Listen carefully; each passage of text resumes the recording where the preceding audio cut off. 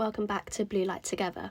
I'm Taylor, and in this episode I'm joined by Mikey from Black Blade Fitness to discuss all things exercise and mental health.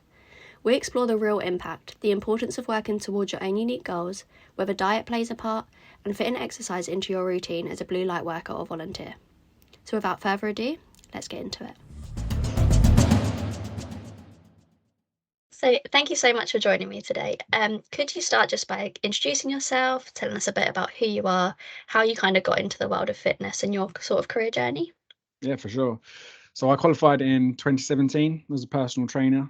I went for a few interviews with some kind of the big chains, so Nuffield Health, David Lloyd, Virgin Active. Didn't get any of those jobs. They just wanted more experience, which was fine. And I had the idea of actually I'm going to turn my garage into a studio and I'm going to try self-employed life for a little while. And thought really it's probably only going to be in the short term, get some experience, and then we can go back to the commercial gyms. That never happened because the studio went really well. I offered one-to-one personal training and small group training as well. So groups of like 2 to 3 to 4 people. Done that for a few years. Then obviously lockdown hit, and I always had it in the mind that I wanted to move online just so that I could start addressing a lot of the issues that my clients were encountering. I felt that personal training wasn't really addressing it. We were kind of beating around the bush a little bit. So over lockdown, launched the online side of the business, done a little bit of hybrid, kind of post lockdown for about 6 months. That being said, it was very apparent that my online clients were making a lot more progress than my one-to-one PT clients, simply because I was addressing the issues that needed to be addressed. And I had the format and the style of online coaching meant that I could address that. So yeah, me and Catherine and my partner have been running Black Blade Fitness for just over 3 years now. Primarily, we focus on 3 things. We help men and women lose the unwanted pounds, live healthier lives, and then do epic things. And we are on a big push at the moment to redefine epic. Basically, that everyone has their everybody's personal individual challenge.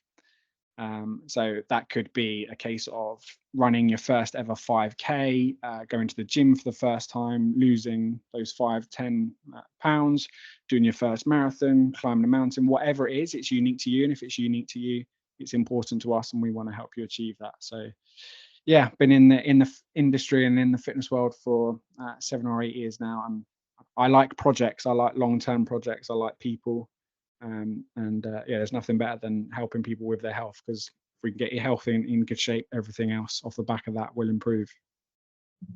Thank you. That's so interesting. The kind of individual approach as opposed to a one size fits all, which I think commercial gyms probably are a little bit more guilty of than individual.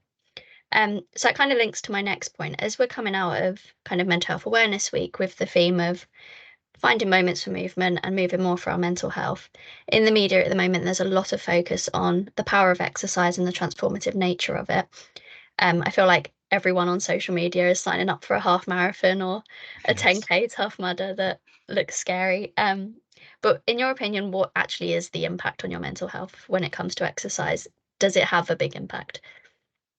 I think it has a massive impact, and I think the good thing is that a lot more people are becoming aware of it.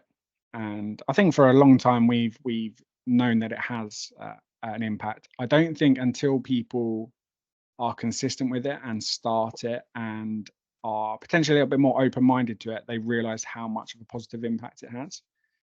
So in regards to managing stress, in regards to improving confidence, managing things like ADHD, anxiety, depression, there are a few things that I think until you start that you're probably not aware of. So the biggest one is resilience, and building a resilient mind or helping improve that. So it would be fantastic if we lived in this perfect world where everything went our way all the time, but unfortunately life is going to throw us curveballs. But being in a position where we can build our resilience and then be able to cope with those situations a lot better and a lot easier, I think is massively important. And exercise, depending on what you're going to do, will allow you to do that and improve your mental resilience. I think one part of the fitness world that is definitely growing at the moment, and you mentioned about kind of half marathons, and is kind of the social side of it. So probably out of all the exercise that I do during my week, so I'll go to the gym 3 or 4 times a week. I'll be on my bike. Probably the one that I appreciate the most and is the most beneficial for my mental health is 5-a-side on a Thursday night with my mates. In that it's for an hour, I'm not really fussed about how far I run or the exercise element of it or the benefit that it has to my physical health. It's an hour completely detached from the rest of my life, and for that hour I'm just worrying about what's going on that 5-a-side pitch. And it was quite interesting that a few weeks ago one of the guys was struggling a little bit, and this situation wouldn't have happened without the 5-a-side, and we were just chatting before while people were getting ready and we're sorting bibs out and stuff, and we're just chatting about a week, and he said, yeah, I'm struggling a little bit, and we just chatted it through very informally, and he wasn't looking for solutions or anything. It was just to have a bit of a chat and a bit of an offload. And I came away thinking, had we not had 5-a-side, he might have kept that to himself. He might still be kind of battling with that in his mind. And the environment of 5-a-side, it is very informal. We're just two footballers just chatting about our week. And I think the positive thing is that people are becoming a lot more aware of it, and that's fantastic. Yeah, definitely. I think particularly for men's mental health, those social situations there's a lot more light being shed on them at the moment. We've spoken to a lot of walk and talk groups and things like that where the effects are just amazing, and it seems like such a small little thing but can have such a massive impact. So do you think it makes a difference if it's outdoors or indoors or in a gym, what you're doing? Do you think the type of exercise makes a difference? I think if you're doing nothing at the moment, anything is going to be better than nothing. There is some truth in that. I think if you can do some exercise outdoors, especially in the UK, between the months, especially during the winter months, I say to my clients, treat the sun as a bit of a fire alarm. If the sun's out, get out in it and get some fresh air. Having said that, it's just bright sunshine at the moment. So yes, if you can get some, and it doesn't have to be. I think there's a misconception that it has to be significant or we have to be running 3 times a week. A 20-minute walk in the evening with your partner on your own, listening to a podcast, that will do wonders for your mental health, especially if you're consistent with it. I think there are different types of exercise that can offer different things. So if we went kind of down the more traditional gym strength training route, there are very few things in your week where you have an opportunity to go, okay, I've done this week, especially if you're tracking what you're doing, and I've done this week, and I can see the improvement. And the effect that then has on your mental health in terms of, okay, I never thought I'd be able to do that. And suddenly that then starts, and these are the most fantastic wins when my clients report these back of, this happened in the gym. I didn't think I could do that, even if it's a case of starting gym training, right? I work with a lot of clients that we make the transition from they've never exercised before or never been very consistent with it. We'll start training at home. They're then ready to make the jump into the gym. And previously, I've got one client in mind actually that she actually wrote on a form, "I'll never go to the gym. I'll never ever." She was completely closed-minded on it. She's now in a position where she's training 3 times in a gym. That has impacted other areas of her life.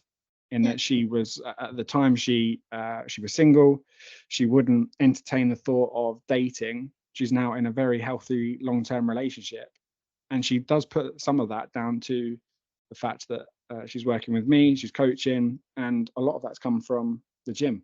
And it provides an environment to challenge you a little bit in a safe way, but actually show you, no, you are more than capable. You can do this, and then that starts impacting other areas of life, whether that's starting dating, going for promotions that typically you'd never have done before, doing things like signing up for a marathon and creating epic memories. So particularly with gym strength training, if I was made Prime Minister tomorrow, everyone would get free gym membership. I think it would do a lot for people's health, both mentally and physically.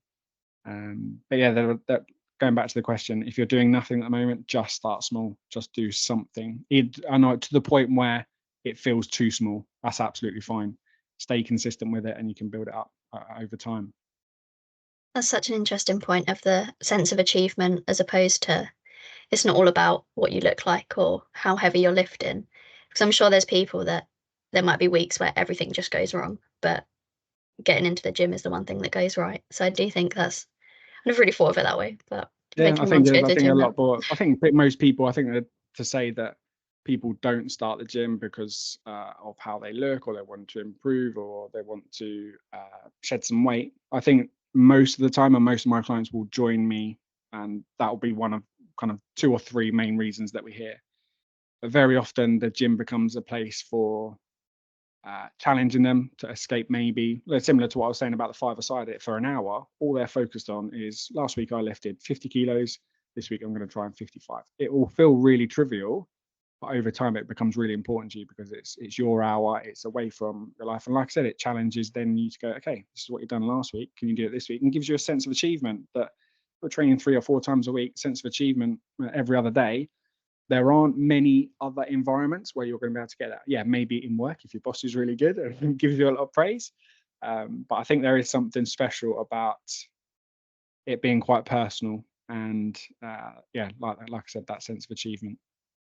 Yeah, definitely. So when it comes to shedding those pounds or getting healthier, I'm quite interested to know a little bit more about the diet side of things. I think there's Mhm. quite a strong narrative with it's 80% diet and 20% gym. Do you think that is the case? How impactful is our diets to our mood, our mental health, our overall like well-being? So in regards to weight loss, nutrition is the big needle mover. I think a lot of people have or it's a common misconception that, okay, I need to start running, or I need to do a whole ton of exercise to start shifting the weight. Actually, if a lot of the time, the reason that you want to lose weight in the first place is probably down to nutrition, and it's probably not a huge issue. It might just be portion size is a little bit too big, or snacking, or overeating at the weekends is a real common one. If you address the nutrition, I would always say there's 3 dials. You've got your nutrition, your daily activity, and this is anything kind of outside of planned exercise or planned training, and then you've got the exercise element. In regards to weight loss, and I'll be very careful how I word this, it's not as important as your nutrition. So Mhm. if you get that in place, what you're doing day to day will act as a bit of a catalyst, and then the exercise, it's good, and it will definitely have an impact and a positive effect on your weight loss goals. But there's a whole host of other benefits that you're gonna experience. You're gonna start building some muscle, start building some resilience in terms of physically and mentally, socially, your own confidence, your own self-esteem. Joint health is going to be a lot better. Cardiovascular health is going to be a lot better. And they're almost bonuses from the actual initial goal of weight loss. In regards to your second part, I think indirectly nutrition can have a big impact on your mental health. So if let's say day to day your nutrition isn't in the best spot at the moment, and you're having big energy dips, or you're relying on caffeine, that can then have an effect on your sleep, your stress management, which then has a bit of a knock-on effect on productivity and mood and irritability and relationships, maybe with your colleagues or with your partner. um, and I also think that once people are very aware, I think now these days, that yes, we need to improve, we need to increase our intake of fruit and vegetables, we need to eat more protein, we potentially need to reduce the amount of ultra processed food that we're eating. I think when people start doing that, and I experience this with my clients, there's a level of, I'm looking after myself, and the respect they have for themselves then improves. And again, confidence, self-esteem, how they see themselves in the mirror, the language they use to describe themselves, that all improves off the back of just making some very simple changes to their nutrition. So directly, maybe not, but indirectly, 100%, it can have a big impact on your mental health. I think that indirect impact and the knowing what you need to do is there, but sometimes knowing how to do it is a Yes. different issue. So Mm. when it comes to people who know that they need to make some changes or think that they probably should but have absolutely no idea where to start, I'm thinking especially the blue light workers who work these long, stressful shifts, irregular shift patterns, kind of can't always book in with a trainer because Mhm. of those shift patterns. Mhm. What advice would you give to them of the small steps that they can take? So in regards to working with a personal trainer, online coaching would be the way to look into it. I said about it earlier, and this is anyone in the blue light community, but this advice would be to anyone of just start really small. So people will be aware of, okay, it's the nutrition that yeah, I'm struggling with, or it might be their exercise. Break it down into the smallest thing. So if you think, for example, your day-to-day activity needs to improve, then just start with a 10-minute walk, to the point, I said this earlier, where it feels almost doesn't feel enough. That feels, but just get really consistent with it. I would caveat that with, we're not perfect, we're human beings, and where I think people go wrong is that they jump from, okay, I'm in the nothing camp at the moment, I'm going to jump into the all camp, and they try and start everything. So right, I'm going to cut out all of this food, I'm going to follow this diet, I'm going to do 10,000 steps a day, I'm going to train 3 to 5 times a week. Start off with the smallest thing, get really consistent with it, but manage expectations. And it doesn't need to be perfect, it doesn't need to happen 100% of the time. So for all my clients, if it's something that we're aiming to do every day, we will set the expectations of 5 to 7 days. So if we do it 5 days, fantastic. If we do it 7 out of 7, it's a bonus, but we're not expecting that. But there has to be a level of, right, if we can do it 5 or 6 days consistently, happy days, fantastic. Always use the analogy of, let's say improving your health is a big fire. How do we start the big fire? We light the match, the tiniest thing, the tiniest spark. So that could be a case of, right, I'm going to drink more water by having 2 glasses more every day. I need to improve my daily activity, so I'm going to go out for a 10-minute walk in the morning. I want to improve my nutrition, so I'm going to start eating 1 more piece of fruit a day. When you get really consistent with that and it becomes habitual, it becomes routine, it becomes the norm, then move on to the next step. And over time, gradually, those things add up, and it has a massive effect. It's consistency. For further resources and support, visit bluelighttogether.org.